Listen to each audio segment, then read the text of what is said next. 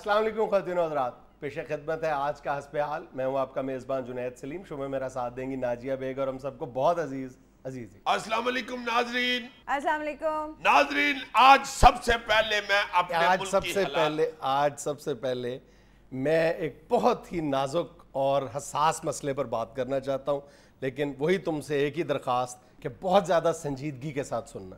اچھا جی ناظرین، میں نہیں پہلے بات کرتا، یہ کر لیتے ہیں چونکہ انہوں نے ڈرون حملوں پہ بات کر نہیں فی الوقت میں ان ڈرون حملوں کی بات نہیں کرنے لگا جو امریکہ ہمارے علاقوں میں کر رہا ہے، میں ان ڈرون حملوں کی بات کر رہا ہوں جو ہمارے اندر سے ہم پہ ہو رہے ہیں۔ کیا مطلب؟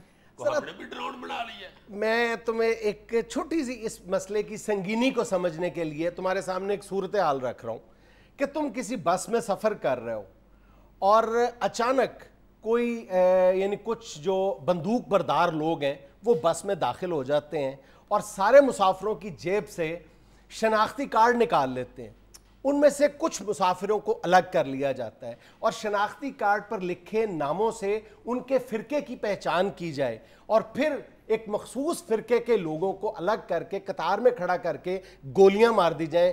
ان میں خواتین بھی شامل ہیں، ان میں بچے بھی شامل ہوں۔ تم ذرا اندازہ لگاؤ کہ اس وقت بس میں موجود مسافروں کی ذہنی کیفیت کیا ہوگی جب ان کو موت بالکل اپنے سامنے کھڑی نظر آ رہی ہو، اور ایک ایسے وقت میں جب انہوں نے کوئی گناہ اور کوئی یعنی جرم بھی سرزد نہ کیا ہو اور موت ان کے انتظار میں کھڑی ہو۔ ہائے ہائے ہائے ہائے، یہ تمہارا اشارہ ان لوگوں کی طرف ہی ہے نا جو یہ اہل تشیع کو بسوں سے نکال کے گولیاں مار رہے ہیں۔ بالکل، تو کھل کے بات کرو یار، یہ تو انتہائی خدا کی قسم غضبناک منظر ہے۔ اور میں درخواست کرنے لگا ہوں کہ اب وقت آ گیا ہے کہ اس مسئلے پر کھل کر بات کی جائے، کیونکہ ہم اور میری جو برادری ہے، صحافتی جتنی بھی برادری کے لوگ ہیں، وہ اس مسئلے پر بات کرنے سے عموماً ہچکچاتے ہیں، ڈرتے ہیں، اور ایک حد تک ٹھیک درست طور پر بھی ڈرتے ہیں کہ معاملے پر جتنی بات کی جائے تو یہ جو گتھی ہے اس معاملے کی، یہ سلجھنے کی بجائے الجھتی چلی جا رہی ہے۔ لیکن اب وقت آ گیا ہے کہ ہمیں اس گتھی کا سرا وہاں سے پکڑنا ہے جہاں سے یہ الجھنے کی طرف نہ جائے بلکہ اس کو سلجھایا جائے۔ اس کے لیے بنیادی جو میرا خیال ہے کام ہے وہ یہی کرنا ہے کہ ایک دفعہ معاملے کو کھل کر ڈسکس کیا جائے اور جو بھی اس کے ذمہ داران ہیں ان کی بغیر کوئی اگر مگر، بغیر کوئی اف اینڈ بٹ لگائے بھرپور الفاظ میں مذمت کی جائے۔ بالکل ایسے ہی دیکھو نا یار، ہو کیا رہا ہے کہ بسیں کھڑی کر کے ان میں سے انسان وہ نکال کے جن کا آپ کو پتہ ہی نہیں، صرف ہمیں شناختی کارڈ دیکھ کے تو آپ کو یہ محسوس ہو جائے کہ یہ جی اہل تشیع ہیں، ان کو نکال کے گولیاں مار دی جائیں۔ یہ جنگل کا منظر تو ہو سکتا ہے، یہ کوئی انسانوں کی آبادی کا منظر میں نہیں سمجھتا۔ بالکل، اور اگر آپ کو یہ یقین، کامل یقین ہے بھی، درست بھی ہے، تو آپ کو کس نے یہ اختیار دیا ہے؟ آپ کے مذہب نے، آپ کی پاکستانیت نے، آپ کی یعنی انسانیت نے، کس نے آپ کو یہ اختیار دیا ہے کہ آپ لوگوں کو، انسانوں کو یوں بھون ڈالیں صرف ان کے عقیدے کی بنیاد پر؟ اور جبکہ جس عقیدے سے وابستگی کے آپ خود دعوے دار ہیں، جن تنظیموں سے آپ وابستگی کا دعویٰ کرتے ہیں، ان تنظیموں کے قائدین خود یہ کہتے ہیں کہ ہم نے کبھی کسی فرقے کے لوگوں کو واجب القتل قرار نہیں دیا، ایون کافر نہیں کہا۔ پھر آپ کون ہوتے ہیں کافر کہنے والے اور واجب القتل قرار دینے والے؟ ہاں یار، یہ جو ہے سپاہ صحابہ کے مرکزی لیڈر ہیں مولانا احمد لدھیانوی، وہ ڈنکے کی چوٹ پہ کہتے ہیں کہ میں نے آج تک کبھی بھی کسی اہل تشیع کو واجب القتل نہیں کہا، اور مذمت کرتے ہیں ان تمام وارداتوں کی۔ لیکن میری رائے میں بات اب مذمت سے اور مذمتی بیانات سے بہت آگے بڑھ چکی ہے۔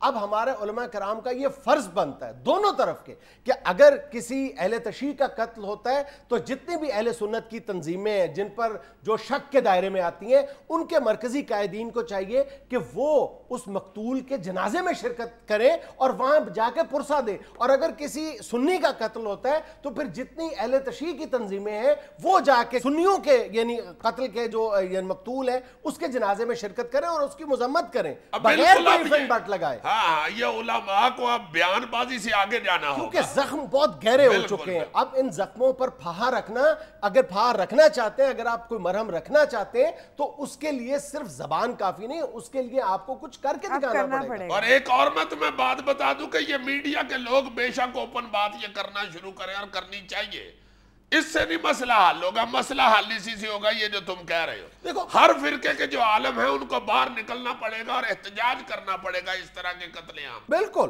اور ہمیں یہ بھی احساس ہونا چاہیے کہ پہلے ہی ہمارے پیارے ملک کے اوپر چاروں طرف سے حملے ہو رہے ہیں. دیکھو نا تم طالبان جو ہے وہ ہمارے در پہ لگے ہوئے ہیں, امریکہ جو ہے وہ ویسے ہی ہمیں کھا جانا چاہتا ہے ہر طرف سے, انڈیا جو ہے وہ شروع سے ہمارے ساتھ متقع لگا کے بیٹھا ہوا ہے, وہ آج تک نہیں باز آتا بھائی ہر. اور یہ جو ہے مسئلہ اسرائیل کی آنکھوں میں ہمیشہ آپ کھٹک رہے ہو, اور یہ جو مسئلہ ہے اہل تشیع اور اہل سنت کا, اس میں تو صاف واضح ثبوت بھی دے چکے ہیں کئی دفعہ, ایجنسیاں ثبوت دے چکی ہیں کہ غیر ملکی ہاتھ ہیں.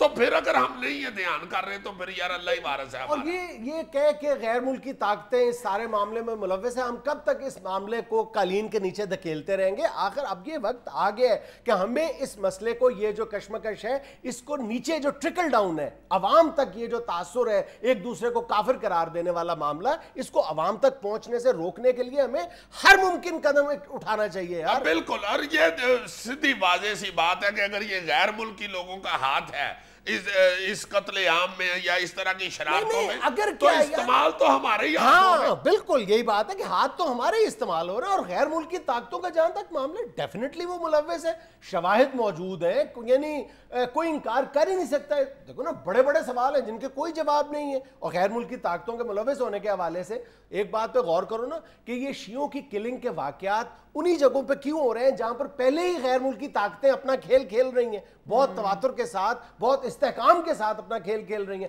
بلوچستان میں کیوں ہو رہا ہے, فرنٹیئر میں صرف کیوں ہو رہا ہے, پنجاب میں کیوں اس طرح اہل تشیع کو بسوں سے اتار کر گولیاں کیوں نہیں ماری جا رہی؟ ایک ٹارگٹ کلنگ کے واقعات ہوئے تھے پنجاب میں ماضی میں, لیکن اب کیوں نہیں ہو رہے؟ ہاں ہر طرف سے یہ ثابت ہوتا ہے یار کہ غیر ملکی ہاتھ ملوث ہیں, مگر میں یہ سمجھتا ہوں اصل بات یہ ہے کہ دو ٹوک مذمت ہونی چاہیے, صرف علماء کی طرف سے نہیں, عوام کی طرف سے بھی, حکومت کی طرف سے بھی, سیاستدانوں کی طرف سے بھی شدید مذمت کریں اس چیز کی کہ یہ کیا شروع ہو گیا اور اس کو کسی بھی انداز میں بالواسطہ انداز میں جسٹیفائی کرنے کی کوشش نہ کی جائے. دیکھو یہی ہماری جسٹیفیکیشنز ہیں, یہ جو لیم ایکسکیوزز ہیں نا اس طرح کے مجھے اچھی طرح یاد ہے آج سے 5-6 سال پہلے بلوچستان میں جب اسی طرح بالکل اسی طرح بسوں میں سے پنجابیوں کو اتار کے ان کے آئی ڈی کارڈ دیکھ کر مارا گیا تھا, تو ہمارے بہت سارے کالم نگاروں نے لکھا تھا کہ جناب یہ بلوچوں کا احساس محرومی ہے جو ابھر کر سامنے آیا. بھئی بلوچوں کا احساس محرومی اپنی جگہ, کیا اس احساس محرومی کی آڑ میں اس بات کی اجازت دے دی جائے کہ آپ آئی ڈی کارڈ دیکھ کر لوگوں کو بسوں سے اتاریں اور بھون کے رکھ دیں؟ اگر اس وقت ہم نے کھل کر مذمت کی ہوتی, یعنی اف اینڈ بٹ نہ لگایا ہوتا, اس معاملے کی ایٹ لیسٹ مذمت کی ہوتی, تو آج ہمیں اس صورتحال کا سامنا نہ ہوتا. بالکل. اس معاملے میں بھی جس طرح میں کہتا ہوں کہ یار یہ دیکھنا کہ یہ پنجابی ہے, یہ بلوچی ہے, یہ افغانی پختون ہے, یہ دیکھنا چاہیے کہ یہ پاکستان ہے. اس مسئلے میں بھی یہ خدا کے واسطے نہ دیکھے کہ یہ اہل تشیع, اہل سنت, اہل حدیث ہے, یہ دیکھیں کہ یار یہ مسلمان ہے. اور یہ معاملہ رکے گا کب؟ آج شیعہ سنی کا جھگڑا ہے, اگلے روز دیوبندی بریلوی کا جھگڑا شروع ہو جائے گا, پھر مقلد اور غیر مقلد کی بحث شروع ہو جائے گی. یہ جو تعصب کے بیج ہے بالآخر انہوں نے ایک یعنی بڑا خاردار درخت بننا ہے جس کو ہم برداشت نہیں کر سکتے, ہماری پاکستانیت برداشت نہیں کر پائے گی. اور سر یہ سب کچھ اس ملک میں ہو رہا ہے جو اسلام کے نام پر حاصل کیا گیا. ہم سب کی شخصیت کے 3 ہی تو حوالے ہیں نا, مسلمانیت, انسانیت, پاکستانیت. کیا ان 3 حوالوں میں سے کوئی ایک حوالہ بھی اس درندگی کی اجازت دیتا ہے ہمیں؟ ہائے ہائے ہائے, ہر شخص کو یار یہ ذہن میں رکھنا چاہیے کہ بڑی چھوٹی سی زندگی ہے, یہ بس آئی کھڑی موت اور اس کے بعد حساب ہونا ہے. یہ تو انسان ہے, کیڑے کے ساتھ پیار کرو یار. انسان کو آپ مار رہے ہو اتار کے بسوں سے صرف اس وجہ سے جی کہ یہ اس کا فرقہ یہ ہے اور اس کا یہ ہے, اور خدا کے واسطے کچھ تو سوچو. ناظرین گیا میں لینی ایک چھوٹی سی کمرشل بریک, ہمارے ساتھ رہیے گا.